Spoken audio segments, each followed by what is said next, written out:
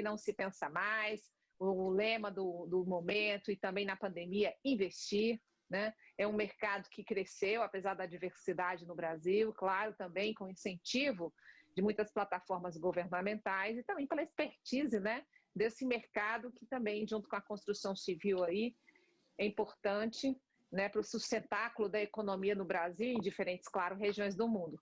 Hoje nós convidamos para debater o mercado imobiliário de diferentes lugares do país. Nós estamos com o Antônio Holanda, que fala conosco de Brasília, do grupo Rocha & Rocha. Holanda, prazer te receber mais uma vez. Prazer é nosso, Virgínia. Boa noite aos participantes, Janete Marques e Francisco Marinho. Muito bem, olha, você já me ajudou na apresentação. O Marinho está falando direto do Ceará, ele é consultor imobiliário, ele que é do grupo Mãe Rainha Urbanismo. Marinho, prazer te receber. Obrigado, Virgínia, muito obrigado a todos aí pela participação aqui juntos com vocês, a gente poder debater esse tema tão importante. E a Janete, isso, obrigada a você. E a Janete Marques, Marinho, que também está falando direto de Brasília, ela também é corretora, experiente de imóveis, já bateu papo com a gente aqui durante a pandemia, né, Janete? E a Janete, ela é piauiense, mas hoje ela está em Brasília, ela não para, atuando no mercado. Janete, nosso bate-bola hoje também vai ser bacana, né? Boa noite a todos do programa Gente de Negócio. Hoje vamos bater um bate-papo bem interessante no mercado imobiliário, que é um setor que não foi tanto, como é que se diz, prejudicado, afetado nessa crise. Pelo contrário, ele teve um crescimento bem interessante aí para esse setor. Olha, é o seguinte, eu vou começar batendo esse papo com o Holanda. O Holanda tem aí 32 anos no mercado, né? Isso, Holanda, quando fiz a conta certa? Na verdade, são 35 anos. Nós estamos no 35. 35. Cheguei pertinho. E aí, eu andei conversando com você das últimas vezes aqui no Live Gente Negócios, e a gente, durante momentos bem difíceis, né? No início da pandemia, eu já te chamei para bater papo, pela tua experiência larga. E aí você já tinha assim, olhares, vamos dizer, não tão catastróficos para a crise. Agora, o momento atual, nós tivemos as medidas do governo, liberação de crédito, e aí tivemos a questão do auxílio e todas as polêmicas da pandemia, as dificuldades, e chegamos até aqui com um segmento imobiliário forte, robusto, resistente. E aí vem o Pró-Brasil, Paulo Guedes, à frente aí de um projeto que ele procura aí um apoio, né? Antes de realmente terminar de passar caneta. E eu gostaria que você analisasse como é que o mercado deve receber essas próximas medidas do governo. Bom, inicialmente dizer que, de fato, a atividade imobiliária ela acabou expandindo-se, dado aí a fartura de crédito imobiliário, assim como a diminuição de juros. Isso faz com que aquele dinheiro que está lá parado, rendendo, me parece que hoje, 2, alguma coisa ao ano, ele acabe indo para o mercado, como acontece nas economias desenvolvidas, né? Os valores investidos, eles vão para a atividade comercial, empresarial, industrial, enfim, vai para o mercado, né? O mercado, então, propicia emprego que propicia renda. Isso, eu diria que é o binômio do crescimento e do desenvolvimento. Passa necessariamente por investimentos. Quanto ao programa Pró-Brasil, me parece que é o mesmo do mesmo, né? Não vai mudar muito, não, muda só o nome.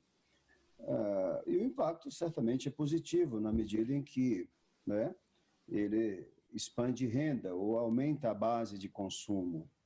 Foi o que os governos anteriores, isso começou com Fernando Henrique Cardoso, foi ampliado e bastante ampliado por governo Lula e mantido pela Dilma, e agora o governo Bolsonaro emplaca a mesma. Antes falavam que isso era esmola para os nordestinos, hoje é a salvação do governo. Lamentavelmente, criticava-se o Bolsa Família, criticava-se os bolsas, enfim, os auxílios, que para mim toda e qualquer sociedade desenvolvida tem que olhar para os menos favorecidos. Isso acontece na Europa, isso acontece nos Estados Unidos, isso acontece no mundo desenvolvido. É dever daqueles que ganham mais, né, o país, distribuir, né, de forma mais igualitária os seus recursos.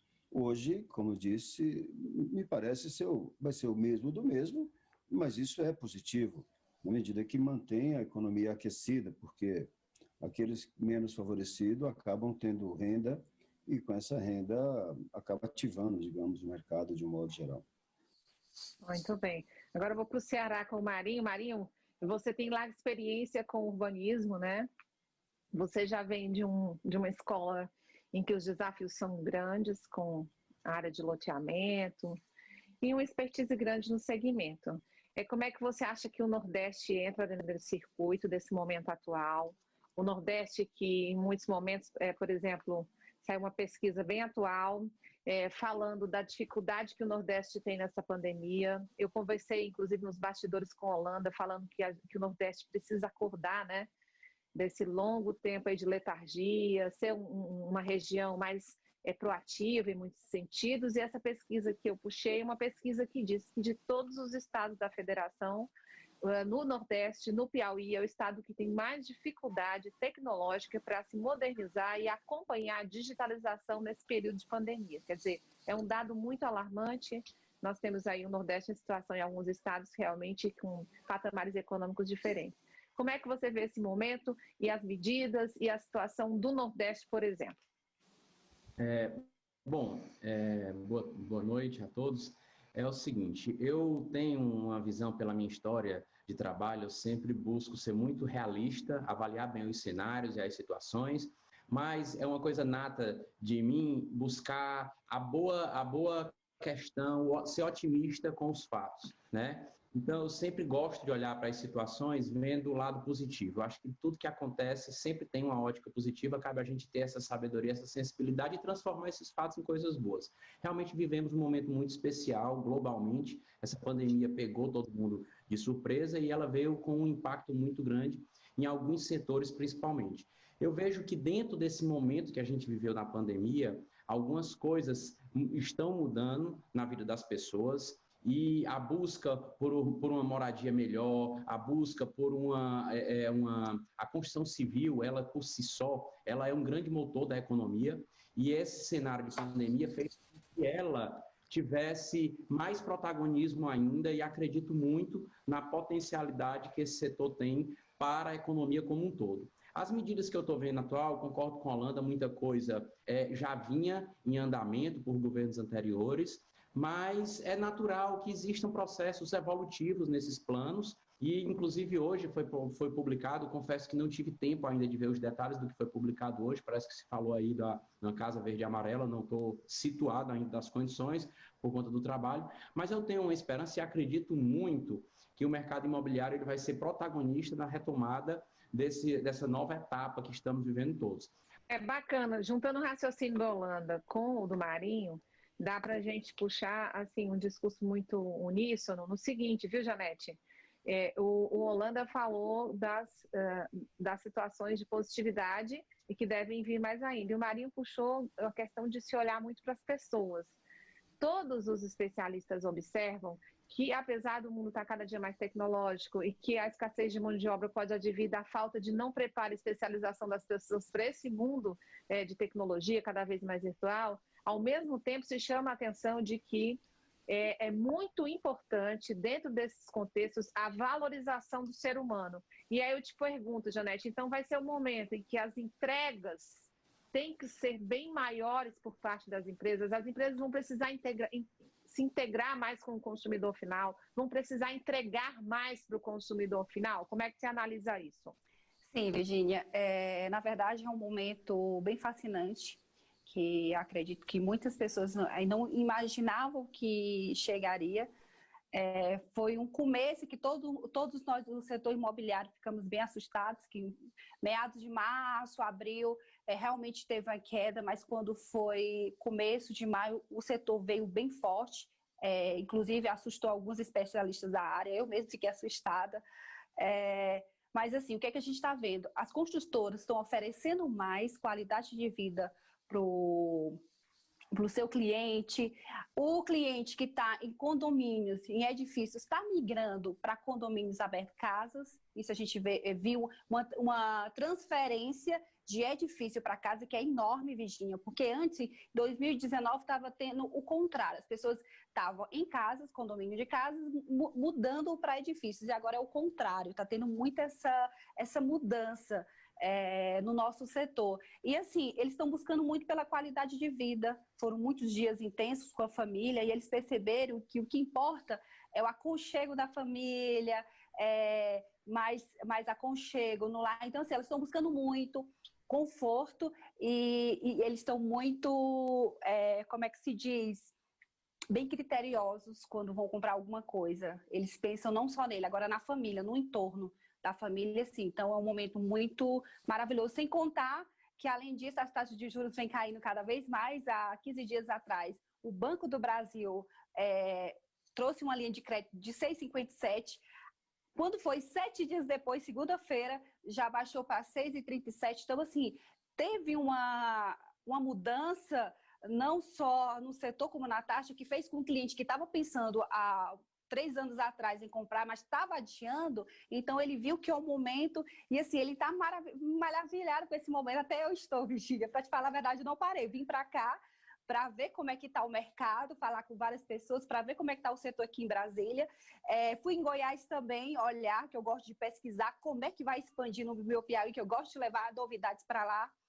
E assim, eu estou encantada com todo mundo que eu falo, fiz pesquisas aqui, então assim, as pessoas estão muito encantada com esse momento. Lógico que houve muito desastre com algumas pessoas, mas assim, o nosso setor não foi muito afetado, pelo contrário, teve um crescimento bastante interessante, tanto como aluguel e venda. E isso a gente não tem parado, viu?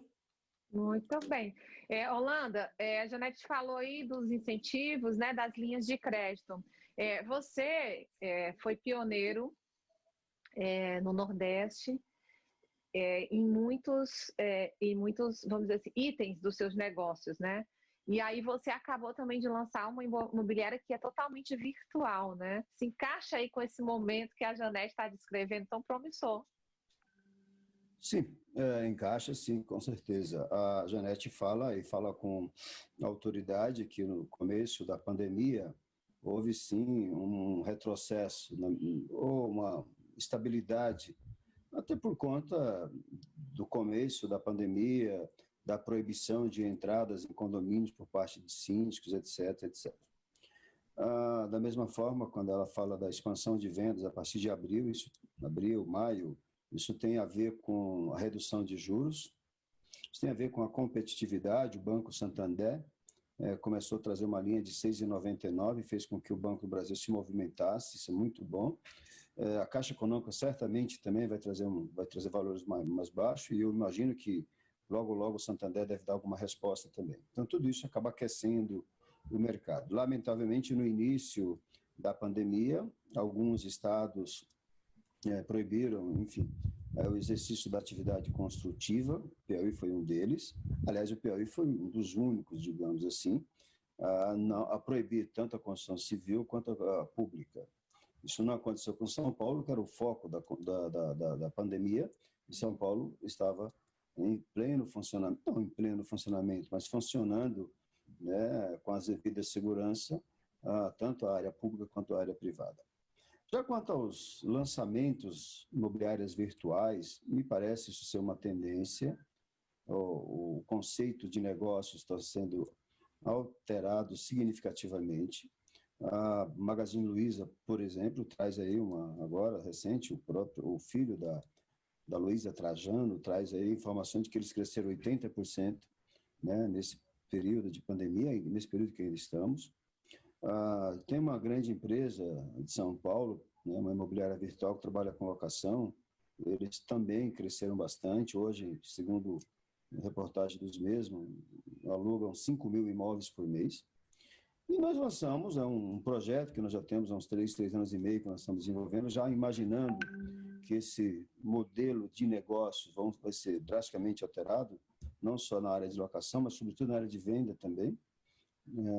Tem aí a Loft em São Paulo e mais algumas outras iniciativas, o próprio Quinta Andar, que eu falei agora há pouco, eu não falei o nome dele, que não gostaria de falar, mas não tem como não falar.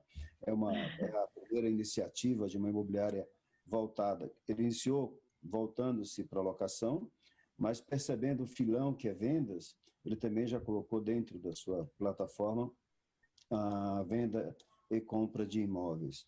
De modo que nós temos lançando aí já há um mês e pouco, o Plano B. O Plano B é uma imobiliária virtual, direcionada tanto para aluguel quanto para venda, mas no primeiro momento, sobretudo, para aluguel. Nós temos expertise, fazemos isso há 35 anos, somos pioneiros em garantir aluguel, que o Quintandá está fazendo, nós fazemos isso, modéstia à parte, nós fazemos melhor do que eles. Porque eles estão fazendo isso há 5 anos, eu estou fazendo há 35. Aliás, você está bem na frente, né? Aliás, nós ensinamos isso no Brasil, não há nenhuma imobiliária que trabalha com aluguel no Brasil com garantia. Ou melhor, que trabalhe com garantia de aluguel há mais tempo do que eu.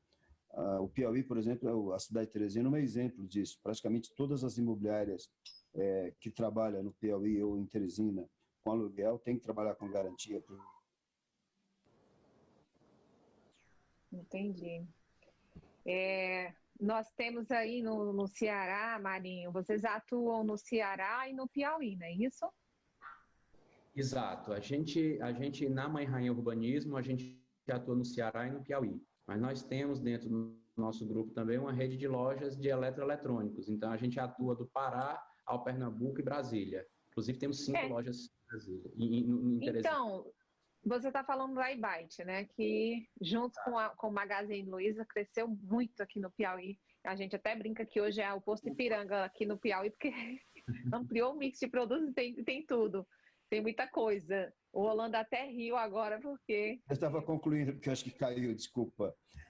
Caiu o seu áudio, aí eu fui conversando com o Marinho aqui, Holanda, falando desses desafios todos que você falou, que você atua como imobiliária virtual já é mais recente, mas seus 35 anos da garantia, né? Do aluguel. E aí, o Marinho, ele está falando que o grupo dele é no Brasil inteiro, em várias regiões do Brasil, e com urbanismo, Ceará e Piauí, não é isso, Marinho? Exato. No urbanismo, Ceará e Piauí é onde a nossa base, a gente atua há 20 anos. Muito bem. E aí, por exemplo, com o urbanismo, eu quero saber se é a mesma lógica do que o Holanda está falando em relação ao aluguel, em relação ao mercado, como ele descreveu, ou se vocês têm assim, um desafio um pouco maior. Porque se procura muito hoje a questão da qualidade de vida que Janete falou, né? A qualidade de vida hoje é o grande divisor de águas dessa pandemia, seja a questão humana que eu venho resgatando. Então, isso aí para vocês talvez tenha uma exigência muito grande dentro do urbanismo, não é? Exatamente. Eu vou resgatar o que eu falei anteriormente. Eu acho que o foco das empresas, eu acho que essa pandemia ela deu uma chacoalhada e trouxe um pouco isso mais à tona, tem que ser sempre as pessoas, seja os clientes, seja os colaboradores, seja o seu papel quanto empresa na sociedade. Eu acho que as empresas elas ficaram mais sensíveis dentro desse momento e enxergaram isso com mais nitidez. Eu costumo também falar que a pandemia, ela, na verdade, ela não ditou, óbvio que algumas tendências ela ditou, mas eu acho que na grande maioria ela acelerou algumas coisas que já estavam em curso, né? Essa digitalização, essa questão muito forte do online nas vidas das pessoas, ia ser uma coisa que já ia acontecer. Se a gente comparar, por exemplo, o mercado eletrônico dos Estados Unidos, nesses últimos 4 meses, eles foi o mesmo ganho proporcional de 8 anos de crescimento, assim, 4 meses de crescimento online equivalia a 8 anos no ritmo anterior. E eu acho que essa acelerada, ela fez com que as empresas e as pessoas enxergassem melhor o rumo que deve tomar em seus negócios. Eu costumo também falar que a tecnologia, que o online, que as soluções digitais, elas não são fim, elas são meio. O fim sempre é a satisfação das pessoas. As empresas buscando entregar as melhores soluções, seja a solução urbanística, com projetos, com soluções sustentáveis, com soluções de qualidade de vida e de praça, de qualidade construtiva, seja qual uma solução de um serviço. Eu acho que todos nós precisamos ter isso muito forte e direcionar nossos trabalhos nesse caminho. Eu acho que esse é um dos grandes aprendizados e um dos grandes legados de todo esse... Com certeza. A Janete fala muito de dor, mas que a gente precisa olhar tudo com uma visão otimista. Marinho, agora Só para arrematar teu raciocínio em cima da qualidade de vida, por exemplo, o que é que vocês acham que dos teus projetos vocês precisaram investir mais, entregar mais para o consumidor, como a gente estava falando na pergunta anterior, em relação a itens como segurança, a questão do meio ambiente integrado, por exemplo, os projetos do teu grupo empresarial? Pronto, falando de urbanismo, a gente sempre busca ver a localização e a conexão dos nossos projetos com a cidade, a qualidade construtiva para entregar um produto com uma qualidade construtiva interessante, a conexão dos projetos com o meio ambiente, um paisagismo, uma solução viária e de drenagem que seja a melhor para cada região. A gente, pelo histórico de trabalho da gente, a gente já conseguiu, em vários projetos, solucionar questões urbanísticas de cidades a partir daquele nosso empreendimento, seja do ponto de vista viário, seja do ponto de vista de drenagem, seja do ponto de vista de qualidade de vida em termos de praça e de outros equipamentos que a gente entrega junto.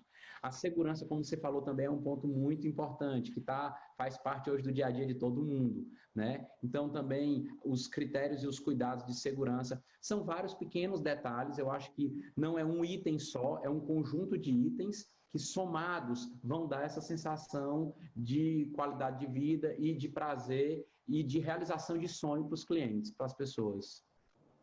Entendo. Holanda, agora vou bater bola com os de Brasília, né? Que eu estou muito no Ceará e no Piauí, acho que eu estou puxando muito a sardinha para cá. Vou para Brasília com Holanda e Janete. Olha, vocês podem interromper aí a resposta do outro, não tem problema, eu não quero que é todo mundo de casa, né?